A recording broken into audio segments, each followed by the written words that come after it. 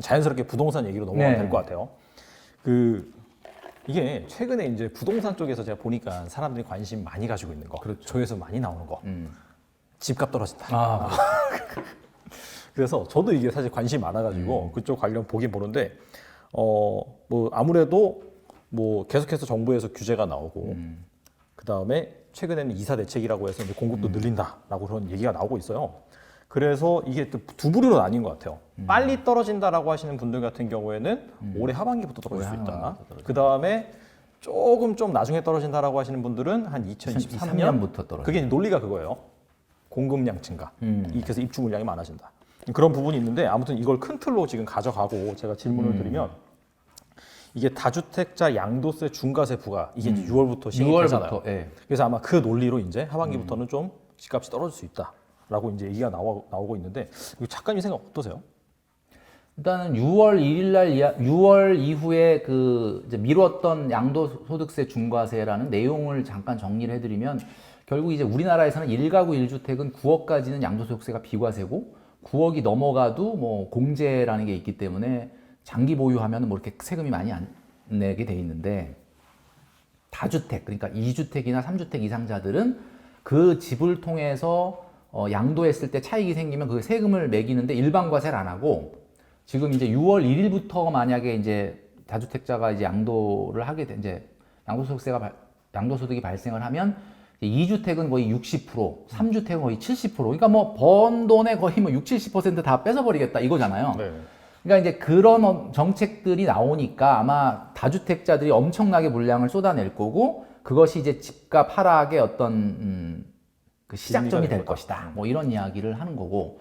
그 다음에 또 이제 공급이 이사 대책이 엄청나게 발표가 됐잖아요. 사실 이사 대책이 진짜 엄청난 게 83만 6천 호? 이 네. 정도로 공급하겠다? 이게 이렇게 나왔더라고요. 3080 뭐 플러스 이렇게 대책인데 사실 이 대책 나오기 전에 작년에도요. 수도권에 거의 30만 가구 정도 공급에 원래 공급책이 있었어요. 근데 거기다가 그거하고 중복된 건지는 정확하게 안 그게 나오는데 3기 신도시인가요? 네, 3기 신도시가 한 17만 가구 정도 되는데 3기 신도시 포함해가지고 또 수도권에 30만, 전국으로 80만을 또 공급한다. 이런 공급 대책을 내놨거든요.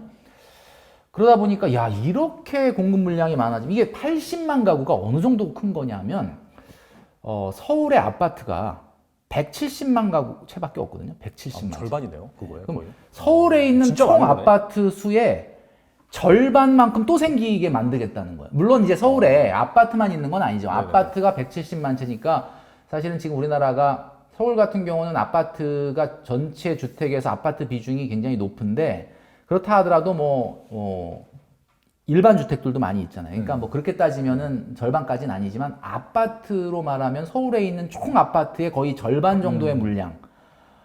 분당이 한 11만 가구 정도 되니까 11만 채 정도 되니까 분당이 8개.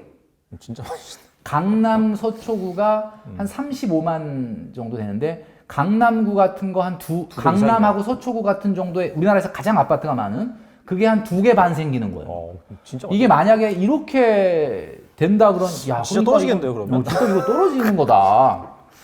네. 이제 이렇게 이제 생각을 하시는 거죠. 네. 근데 이제 뭐 일단은 왜 이게 정부가 일단 왜 이렇게 물량적으로 많은 공급 계획을 냈는지에 대한 부분을 잘 생각해 볼 필요가 있어요. 내일 당장 집이 80만 가구가 생기진 않는데 막 발표하는 이유는 이게 이제 그동안에 우리가 영끌이라든지 부동산 아파트 가격이 굉장히 올라갔던 이유가 이게 시장의 심리가 불안하다. 지금 안 사면 못 산다. 뭐 이런 것 때문이잖아요. 일단 시장 심리를 안정시키기 위한 이야기를 막 한 거예요, 이게. 이게 현실화 될 거냐라고 하는 것은 좀 의문은 있지만 워낙 계획이 크니까 뭐 안 돼도 뭐 어느 정도는 80만을 얘기했으니까 뭐 진짜 아무리 안 돼도 뭐 절반만 돼도 한 3, 40만은 5, 6년 안에 공급이 되지 않겠느냐. 이제 이런 걸로 이제 어떻게 보면 시장을 조금 정권 말기에 조금 일단 심리를 안정시키기 위한 그런 대책이라고 보는데 일단 저는 어떤 생각을 하냐면 집이 아파트만 있는 게 아니죠. 단독 주택도 있고 뭐 다세대 다가구 주택도 있고 뭐 공동주택 중에서도 아파트 말고 빌라 연립들이 굉장히 많거든요.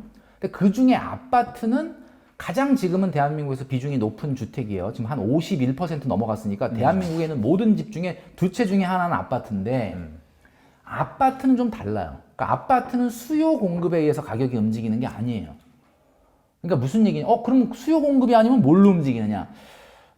아파트가 그동안에 부족해서 막 오르고 아파트가 그럼 공급이 늘어나면 아파트 가격이 막 떨어지고 이런 차원이 아니라는 거예요. 제 생각에는 아파트는 이미 수요 공급의 논리를 벗어나서 이게 부의 저장 수단이 됐다라고 볼 수가 있죠. 그러니까 부의 저장 수단이 뭡니까? 지금 비트코인 뭐 요 근래는 좀 약간 엄청나게 조정을 받고 있지만 뭐 그래도 많이 올랐어요. 엄청나게 올랐지 않습니까? 그 비트코인이 도대체 뭔데? 내재 가치를 설명할 수 없는데 왜 오르냐? 그냥 사람들이 거기에 자기의 부를 담아서 이거는 어쨌든 무한대로 발굴이 될 수 있는 거 아니니까 자기의 부를 거기다 저장하겠다라는 거예요. 이게 아파트가 대한민국에서 왜 유일하게 안전자산이 됐냐면 우리나라는 아시다시피 원화를 쓰는 나라죠. 달러를 쓰는 나라가 아니잖아요. 그러니까 원화라는 거는 안전자산일 수가 없잖아요. 그러니까 우리나라는 아무래도 뭐 대외 교역에 의존하는 나라에다가 뭐 안보적으로도 상당히 문제가 있고 그러니까 어떤 안전자산이 있기가 좀 어려운 나라인데 굳이 이제 부자들이 그러면 뭐 부자라고 얘기하기보다는 어느 정도 중산층이 나의 부를 시간이 지나도 상대적으로 가치가 안 떨어지는 어떤 곳에다가 부를 좀 저장하려고 하는 습성이 있는데 그게 뭐냐면 그게 아파트가 된 거예요. 그러니까 아파트는 수요 공급이 아니라 그냥 가치 저장 수단이 된 거예요. 이게 왜 가치 저장 수단이 됐냐를 뭘 보면 알 수 있냐면 작년에 우리나라가 자녀에게 아파트를 증여한 건수가 14만 건입니다. 14만 건. 많이 는 건가요? 그러면 예년에 비해서? 엄청나게 는 거죠. 그러니까 지금 14만 건이라는 게 또 감이 안 오시죠? 아까 제가 뭐라 그랬습니까? 서울에 아파트가 170만 채 정도 있는데 전국에 14만 채가 자녀한테 아파트를 증여했어요. 근데 증여할 때 무료 돈 안 드는 거 아니잖아요. 수천만 원의 증여세를 내는데도 불구하고 이거 안 팔고 이거 끝까지 자기 자녀한테 주겠다. 근데 이게 직전 5년간 50만 채가 지금 증여가 됐거든요. 2016년부터 작년까지. 그게 엄청난 거예요. 그러니까 이 얘기는 한국 사람들이 뭘 생각하냐면 그 아파트가 뭐 진짜 어디 뭐 굉장히 그 싼 아파트가 아니에요. 나름대로는 괜찮은 아파트니까 난 이건 내 자녀한테 세금 내더라도 물려주겠다. 대를 이어서라도 이걸 보유하겠다라는 건데 이게 이제 이미 가치 저장 수단화 됐다는 거거든요. 대를 이어서 증여를 할 정도로 사람들이 부를 거기다가 담으려고 하는 속성이 있기 때문에 왜냐하면 사람들이 뭘 느꼈느냐면 2015년도로 한번 여러분 시계를 돌려보세요. 2015년도 뭐 하고 계셨습니까? 2015년도에 당시에는 박근혜 정부 시절이죠. 2015년도에 우리나라가 역사상 처음으로 1년에 금리를 3번 내렸거든요. 그러면서 이제 1% 기준금리 1%대로 떨어지는 해인데 당시에 서울의 아파트가 얼마였냐면 5억에서 6억이면 샀어요. 30평 아파트. 근데 지금 2021년 지금 그 서울의 평균적인 아파트 얼마입니까? 지금 33평 그냥 서울의 중위 가격 아파트라고 그러죠. 우리가 보통 평균가는 아니고 이제 중위 가격 아파트 그냥 뭐 강남은 아니지만 그냥 평균적인 지역의 33평 아파트는 지금 10억 5천이에요. 그 얘기는 무슨 얘기냐면 현금을 5억 들고 있었는데 그때 집을 안 산 사람이 지금 5년 지나서 지금 그거 뭐 약간 이자 붙어갖고 뭐 한 5억 1천만 원 됐다고 치면 그거 어떻게 된 겁니까? 그때는 그냥 내가 집을 한 채 살 수 있는데 안 산 거잖아요. 근데 지금 한 5년, 6년 지나 딱 보니까 이걸로 집 전세도 못 들어간 거야. 이걸 전 국민이 다 경험한 거거든요. 내 부가 한 방의 인플레이션에 의해서 엄청난 손실을 떨어진다는 것을 전 국민이 다 경험한 나라거든요. 그러니까 국민들 머릿속엔 어떤 것이 심어졌느냐. 야, 이게 돈이라는 거 자체가 하루아침에 글쎄 뭐 벼락거지라는 말이 그래서 나온 거잖아요. 그러니까 사람들은 이것을 어떠한 경우라도 내 부를 지킬 수 있는 상대 가치가 보전되는 쪽에다가 돈을 넣어야 되겠다. 라고 하는 게 이제 아파트가 된 거죠.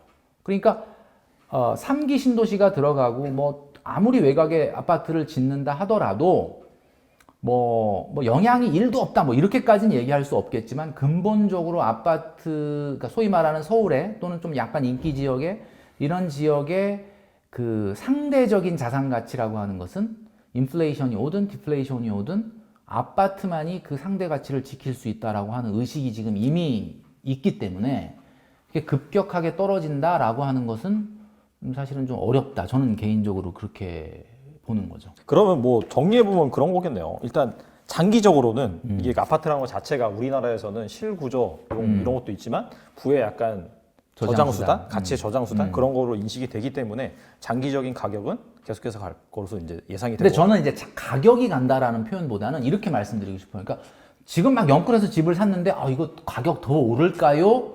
라고 이제 물어보는 분 같은 경우는 가격이 오른다는 표현보다는 상대 가치가 안 떨어진다. 이 표현이 더 맞다는 거 보거든요. 그러니까 무슨 얘기냐면 만약에 우리나라가 부동산 가격이 정말 쭉 빠지는 어떤 이벤트가 생겼다. 그럼 주식시장 가만히 있겠느냐? 그러면 다른 어떻게 보면은 경제적인 상황이나 그러니까 안 좋으니까 빠지는 그렇죠. 자산 가치가. 그러니까 사실 부동산이라는 거는 엄밀히 말하면 경기를 후행하기 때문에 경기가 좋고 난 이후에 이제 오르는 것이 이제 과거에 어떻게 보면은 논리였는데 금리가 이제 저금리 시대 초저성장 시대로 돌아오면서는 약간 이게 메커니즘이 달라진 게 경제가 어려우면 사람들이 경제 성장률이 1, 2%밖에 안 된다는 얘기는 쉽게 얘기해서 자영업을 할 수 없는 시장이거든요. 자영업이라는 게 예전에 이제 보면 치킨집, 피자집 많이 했는데 왜 치킨집, 피자집 많이 했냐면 이제 프랜차이즈가 발달돼 있으니까 내가 특별한 기술이 없어도 그냥 열심히 일하면 퇴직금 받은 거에 은행 대출 좀 받아가지고 하면 치킨집, 피자집을 내면 뭐 큰 돈은 못 벌어도 내 인건비 정도는 가져올 수 있다. 뭐 이게 이제 그래서 많은 분들이 창업을 치킨집, 피자집을 한 건데 지금 1, 2%의 성장률에서는 치킨집, 피자집도 창업하기 어려운 상황이거든요. 이렇게 돈이 어딘가에 들어가서 돈을 만들어내지 못하는 저성장 시대에는 돈이 다 안전자산으로만 간다. 그럼 대한민국에서 안전자산이 뭐냐? 그럼 아파트밖에 없는 거예요. 왜? 상가는 공실이 있으니까. 그러니까 돈이 다 글로 몰리니까 이제 아파트가 자꾸 비싸지고 아까 얘기했던 것처럼 부의 저장 수단이 되게 된 거죠. 그러니까 그런 어떤 맥락으로 봤을 때 이제 뭐 지금 이 꼭지에서 이렇게 비싼데 사면 더 오릅니까? 라고 얘기하는 거예요. 무조건 더 오릅니다. 라고 얘기를 하기보다는 상대적으로 다른 거에 투자했을 때보다는 미치지 않을 거다. 이게 오히려 이제 더 현실적인 말이겠죠. 근데 이제 결국은 이게 미치려면은 금리가 올라가면 이제 당연히 현금의 가치가 올라가니까 당연히 아파트는 상대 가치가 떨어지게 될 텐데 현실적으로 지금 부동산 시장의 실질적인 의미 있는 가격 하락을 유도하려면 수신금리가 최소한 4%는 가야 돼요. 근데 지금 우리나라가 기준금리가 0.5%에 그냥 예적금 금리 한 1%?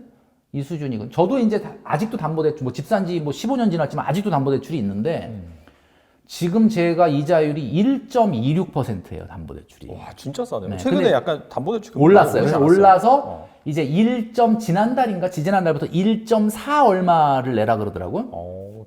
되게 그러나 아직까지는 뭐 그게 뭐 거의 우스운 수준인 거죠. 근데 이게 나도 한번 생각을 해봐. 이제 저는 이제 지금은 이제 대출이 조금 많이 줄어들어 있어서 뭐 이렇게 막 크게 신경 쓸 정도는 아니지만 내가 생각했을 때 만약에 어느 정도까지 금리가 올라가면 이게 내가 불편한데 이거 어떡하지 뭐 이런 생각을 할까 생각을 해봤더니 이게 저 같은 경우는 노무현 정부 때 5점 몇 % 대출 이자율도 내봤거든요. 제가 이제 2005년 5월에 집을 샀는데 당시 2007년 8년도에는 금리가 뭐 대출 이자가 거의 6%까지 갔었으니까 그런 시절을 경험해서 그런지 그냥 뭐 2, 3%라도 뭐 별로 이렇게 감흥은 없을 것 같다는 느낌이 드는데 뭐 사람마다 좀 다르긴 하겠지만 현실적으로 이 부동산 지금 비싸진 서울 아파트나 이런 것들의 실질적인 하락을 유도할 정도의 의미 있는 정도의 어떤 가격 하락이 있으려면 일단 수신금리가 4% 정도는 가야 수신금리가 4% 간다는 건 여신금리는 뭐 한 5% 간다는 거죠. 이제 그 정도까지 가야 되는데 뭐 우리가 아주 미래를 땡겨서 막 예상을 해본다면 미국이 정말 빨리 테이퍼링을 시작을 하고 양적 완화를 종료하고 어떻게 보면 시장에서 사줬던 채권들을 쏟아내면서 이렇게 금리를 끌어올리는 시기를 저는 아주 빠르면 2022년 말이라고 보고 있거든요.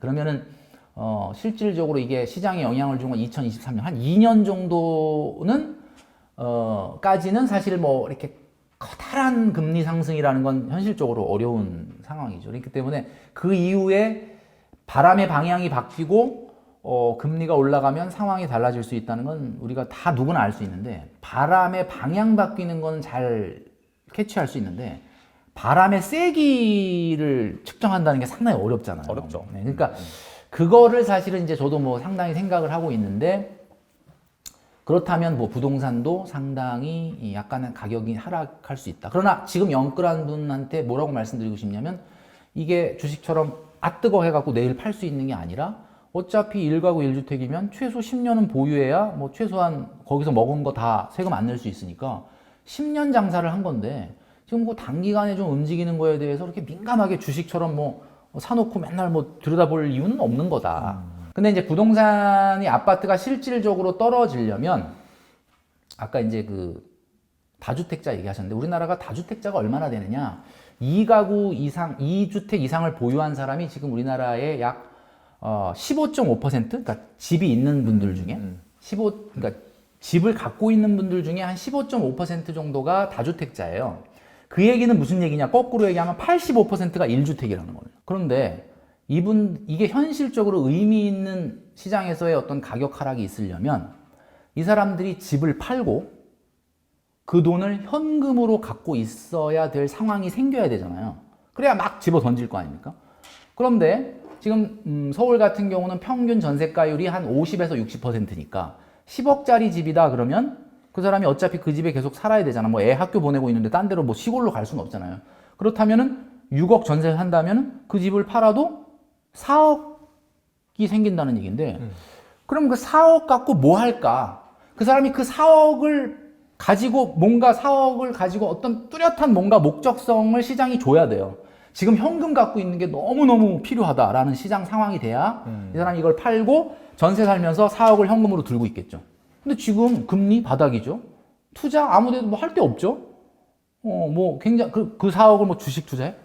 쉽지 않아요. 그러니까 지금 시장 상황이, 그 폭락론자들이 얘기하는 건 떨어질 거다, 막 매물이 나올 거다, 매물이 쌓일 거다, 그러면서 뭐 대폭락이 올 거다라는 거는 뭐 지역에 따라서, 또 아까 말씀하신 대로 6월부터 다주택자 중과세가 있으니 뭐 그런 매물이 나오기도 하고 뭐 그렇긴 하겠죠. 그러나 이게 전체 시장의 대세로 하락이 되려면 상당히 많은 사람들이 야, 지금 아파트보다 현금 갖고 있는 게 나을 것 같아, 이런 상황이 돼야 되는데, 어떤 누구를 인터뷰해도 지금 현금 갖고 있는 게 나아요? 아파트 갖고 있는 게 나아요? 그러면 아이씨, 현금을 왜 갖고 있어? 현금 갖고 있으면 그냥 계속 바보 되는데 2015년도에 경험해 봤잖아요.